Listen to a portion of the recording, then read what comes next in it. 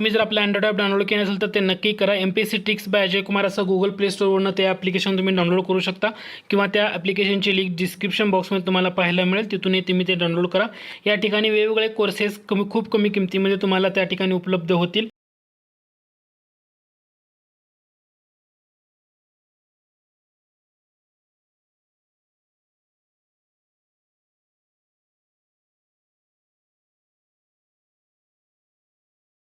क्षेत्रफळाच्या दृष्टीनं महाराष्ट्र राज्यातील विभाग उतरत्या क्रमाने लावा असं म्हटले. म्हणजे महाराष्ट्र राज्यातील जे विभाग दिलेत म्हणजे कोणते विभाग असणार आहेत? हे प्रशासकीय विभाग आहेत. आणि या प्रशासकीय विभागांना काय करायचंय तुम्हाला? उतरत्या क्रमानं, पण कशा दृष्टीनं? क्षेत्रफळाच्या दृष्टीनं लावायचे. मग याच्यामध्ये तुम्हाला घटक काय? एक तर प्रशासकीय विभाग, प्रादेशिक विभाग किंवा प्रशासकीय विभाग क्षेत्रफळ, प्रशासकीय विभाग जिल्ह्यांचा उतरता क्रम, तालुक्यांचा उतरता क्रम. या घटकानं तुम्हाला एवढे घटक जर बघितले तर मोर दॅन इनफ आहे. आता आपण काय करूया? महाराष्ट्र राज्य. आता महाराष्ट्र राज्याची जेव्हा निर्मिती झाली, कधी झाली? 1 मे 1960. म्हणजे महाराष्ट्र निर्मिती 1 मे 1960 ला झाली. तेव्हा महाराष्ट्रामध्ये एकूण प्रशासकीय विभाग किती होते असा प्रश्न विचारला. तर तेव्हा विभाग होते 4. किती होते? 4. याच्यामध्ये 4 मध्ये कोणते? नाशिक आणि अमरावती नव्हता. म्हणजे औरंगाबाद, पुणे, बरोबर, नागपूर आणि कोकण असे एकूण 4 प्रशासकीय विभाग होते. यानंतर काय झालं? हा जो पुणे विभाग होता, या पुणे विभागाचं विभाजन होऊन नाशिक झाला, बरोबर आहे.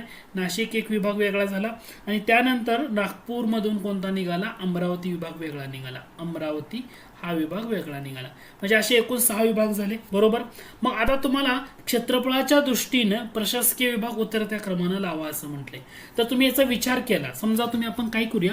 विभाग घेऊया. प्रशासकीय विभाग क्षेत्रफळाच्या दृष्टीनं उतरत्या क्रमानं. आता सर्वाधिक जास्त क्षेत्रफळ कोणत्या विभागाचं येतं? तर तो आहे औरंगाबाद विभाग. औरंगाबाद विभागाचं क्षेत्रफळ सर्वाधिक जास्त आहे आणि ते क्षेत्रफळ भरतं टोटल जर बघितलं जवळपास 64,598 अप्रॉक्सिमेटली चौरस किलोमीटर एवढं भरतं. औरंगाबाद नंतर दुसरा विभाग येतो पुणे आणि नाशिक. परीक्षेला जो कन्फ्युजन करणारा पॉईंट आहे तो पुणे विभाग आणि नाशिक विभागाचा आहे. कारण पुणे विभागामध्ये जर तुम्ही क्षेत्रफळ बघितलं तर ते 57,278 एवढं बघायला मिळतं चौरस किलोमीटर. 57,278 चौरस किलोमीटर. आणि त्यानंतर येतं ते म्हणजे नाशिक. नाशिक विभागाचं जर बघितलं तर ते 57,805. पण इथं तुम्हाला घटक लक्षात येतोय का की औरंगाबाद नंतर पुणे येत नाही, औरंगाबाद नंतर नाशिक येतं, नाशिक नंतर काय येतं? पुणे येतं. हा त्याचा क्रम आहे. म्हणजे औरंगाबाद 1 नंबरला आहे, नाशिक 2 नंबरला आहे, पुणे 3 नंबरला आहे. मी इथं दाखवताना असं का दाखवलंय तर तुम्हाला हे समजण्यासाठी म्हणजे कसं की पुण्यामध्ये आणि नाशिकमध्ये ह्या जर क्षेत्रफळाचा जर विचार केला प्रशासकीय विभागाचा तर नाशिकचं प्रशासकीय क्षेत्रफळ हे पुणे विभागापेक्षा जास्त आहे. कारण 57,805 हे अप्रॉक्सिमेटली आणि 57,278 हे अप्रॉक्सिमेटली. म्हणजे 1 नंबर औरंगाबाद येतो, 2 नंबर नाशिक येतं आणि 3 नंबर पुणे येतं. म्हणजे औरंगाबाद, नाशिक, पुणे हा क्रम कुठं आहे त्याच्यावर तुमचं उत्तर असणार. याच्यानंतर क्षेत्रफळा बाबतीमध्ये जर बघायला गेला तुम्ही तर नागपूर विभागाचं क्षेत्रफळ हे तुम्हाला पाहायला मिळतं. नागपूर नंतर मग अमरावती सगळ्यात शेवटी येतं ते कोकण. अमरावती आणि शेवटी येतं ते कोकण. ठीक आहे, हा आपला आजचा घटक झाला. मग आता दिलेल्या प्रश्नामधून बघा बरं, औरंगाबाद, नाशिक, पुणे, नागपूर, अमरावती, कोकण असं कुठं आहे? पुणे औरंगाबाद दिले म्हणजे हे नाही येणार. कोकण पुणे दिले म्हणजे येणार नाहीये. त्यानंतर औरंगाबाद यस, नाशिक यस, पुणे नंतर औरंगाबाद, नाशिक, पुणे, नागपूर आणि अमरावती. नागपूरमध्ये तर अमरावती दिले म्हणजे बरोबर आहे. म्हणजे पर्याय क्रमांक 3 हे तुमचं करेक्ट आन्सर असणार आहे. म्हणजे प्रश्न कसा विचारला जातोय त्या पद्धतीनं तुमचं उत्तर असलं पाहिजे. ठीक आहे, समजा तुम्हाला असा प्रश्न विचारला की दिलेले प्रशासकीय विभाग आहेत औरंगाबाद, पुणे, नाशिक, नागपूर, अमरावती आणि कोकण दिलेले. ठीक आहे, औरंगाबाद, नाशिक, पुणे, अमरावती दिले. या ठिकाणी मी कोकण लिहितो, ठीक आहे, तुम्हाला समजण्यासाठी. आणि या ठिकाणी मी काय करतो, पुणे आणि अमरावतीच्या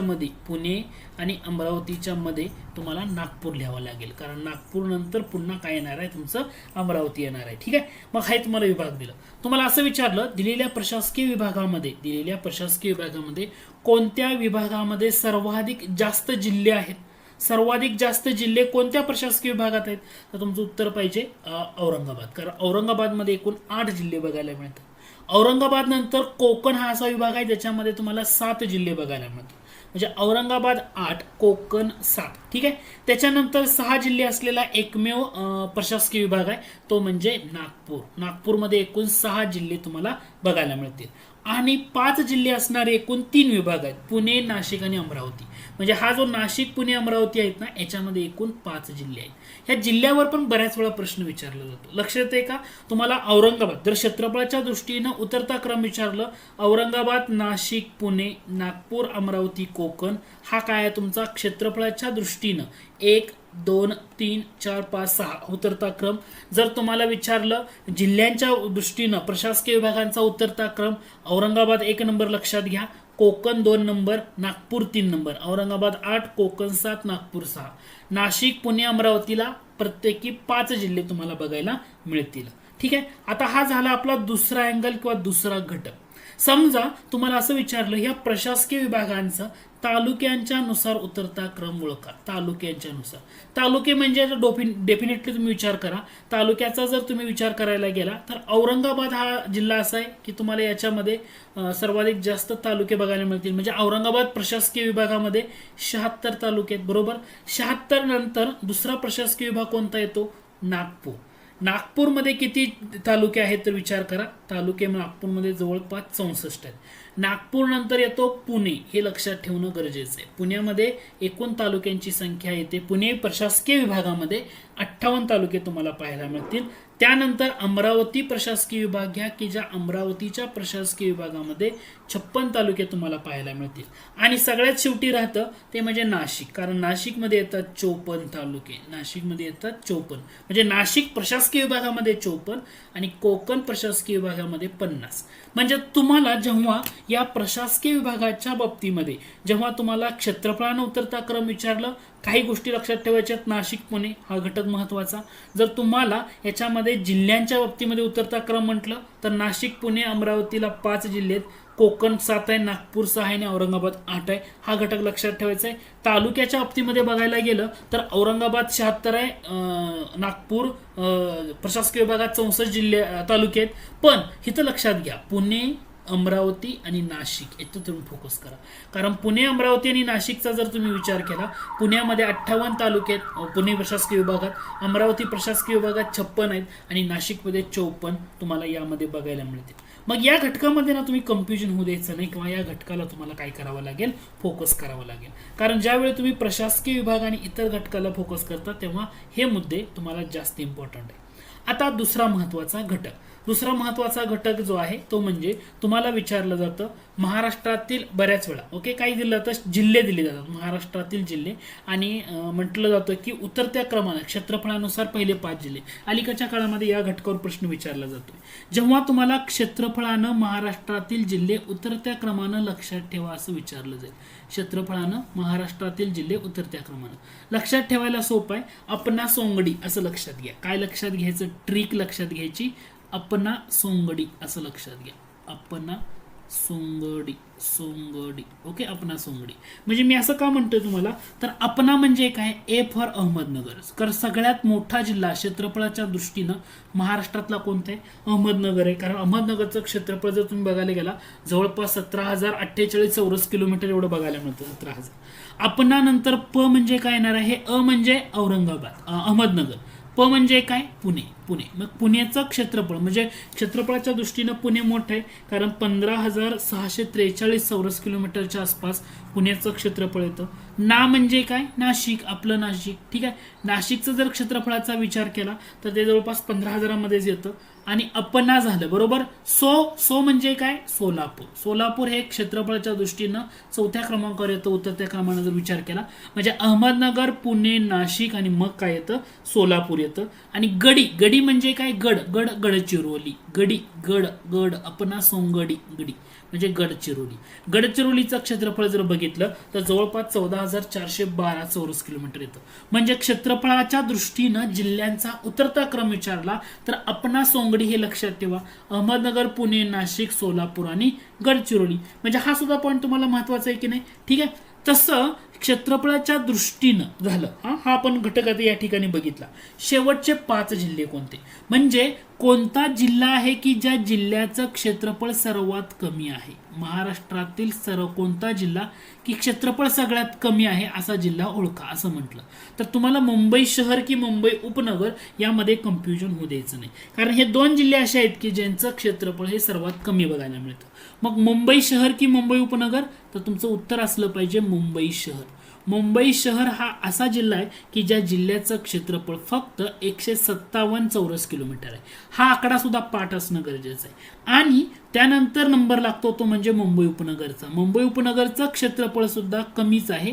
मुंबई उपनगरचं क्षेत्रफळ तुम्हाला पाहायला मिळतं 446 चौरस किलोमीटर. किती पाहायला मिळतं? 446. मग मुंबई शहर मुंबई उपनगर नंतर भंडारा, ठाणे आणि हिंगोली हे तुम्ही तिथं नंबर लावू शकता.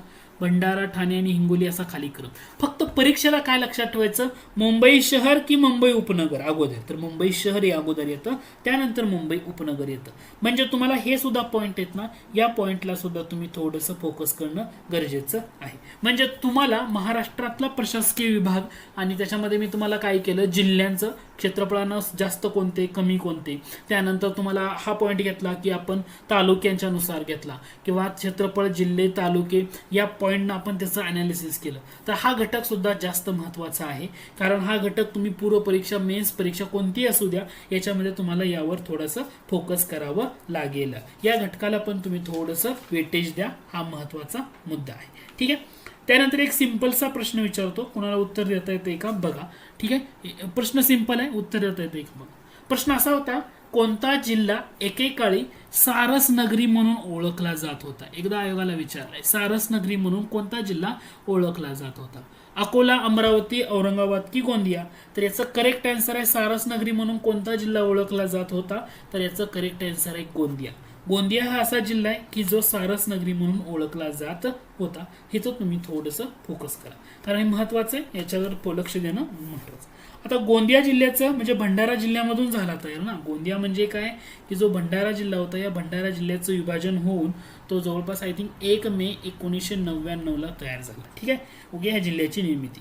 आता जिल्ह्यातील या गोंदिया जिल्ह्यातलं सगळ्यात मोठं धरण कोणतं, तर या गोंदिया जिल्ह्यामधली असणारी गाढवी नदी, आणि या गाढवी नदीवरचं इटियाडोह धरण, इटियाडोह धरण या जिल्ह्यातलं सगळ्यात मोठं धरण म्हटलं जातं. किंवा अलीकडच्या काळामध्ये तुम्ही बघा, भंडारा गोंदियामध्ये तलावांचा जिल्हा म्हणून सुद्धा ओळखला जातं, कारण तलावांची संख्या जास्त आहे म्हणून इथं गोंदियाला सुद्धा तलावांचा जिल्हा, कारण भंडारा गोंदियामधून वेगळा झालाय ना, म्हणून भंडारा गोंदियाला परीक्षेला जर असं असेल तलावांचा जिल्हा कोणता आणि ऑप्शनमध्ये भंडारा गोंदिया असेल तर दोन्ही बरोबर आहेत, कारण त्या दोन्ही जिल्ह्यामध्ये तलावांची संख्या जास्त आहे. कारण जिल्ह्यामधला सगळ्यात मोठा जो तलाव आहे तो गोंदियामध्येच बघायला मिळतो, नवेगाव बांध या ठिकाणी. नवेगाव बांध या ठिकाणी सगळ्यात मोठा तलाव बघायला मिळतो. म्हणजे तुम्हाला याच्यामध्ये महत्वाचे घटक बघायला मिळतो. नागझिरा अभयारण्य असेल हे सुद्धा पाहायला मिळेल. लोह खनिज, ग्रॅनाइट ही सारखी खनिज आहेत ना, हे सुद्धा तुम्हाला पाहायला मिळतं.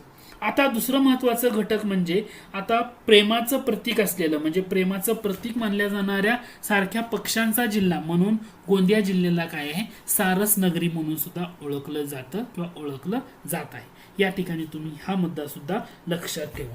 तर परीक्षेच्या दृष्टीनं आपण जो घटक घेतलाय याच्यावर तुम्ही थोडंसं फोकस करा. ठीक आहे. तुम्हाला आता विचारलं महाराष्ट्रातील महसूल विभाग किती, तर 6 उत्तर असलं पाहिजे. जिल्हे 36 आहेत, तालुके, घनता किती. आता महाराष्ट्राची 2011 सध्या घनता किती आहे, महाराष्ट्राची लोकसंख्या घनता किती आहे असं विचारलं, उत्तर असलं पाहिजे 365. बरोबर. स्त्री पुरुष प्रमाण किती आहे सध्या महाराष्ट्राचं 2011 जनगणनेनुसार 929. बरोबर आहे का. 365 जनगणता, स्त्री पुरुष प्रमाण 929. जर महाराष्ट्राची 2011च्या जनगणनेनुसार साक्षरता विचारली, तुमचं उत्तर काय पाहिजे 82.3%. हे तिसरा घटक. हे ह्याच्यामध्ये कन्फ्यूज होऊ देऊ नका, परीक्षेला याच्यावर बऱ्याच वेळा विचारलं जातं. समजा तुम्हाला अलीकडच्या काळामध्ये ना बऱ्याच प्रश्नामध्ये महाराष्ट्राची किती टक्के लोकसंख्या नागरी भागामध्ये आहे, महाराष्ट्राच्या लोकसंख्येपैकी किती टक्के लोकसंख्या नागरी भागामध्ये राहते. नागरी भागाचं म्हटलं तर 45.2%. हे सुद्धा तुम्हाला तिथं लक्षात यायला पाहिजे, कारण हे पॉईंट असे आहेत ना की या पॉईंटवर तुम्हाला फोकस करणं तेवढं महत्त्वाचं ठरतं. ठीक आहे. तर हे तुम्हाला या ठिकाणी फोकस करणं किंवा याच्याकडे लक्ष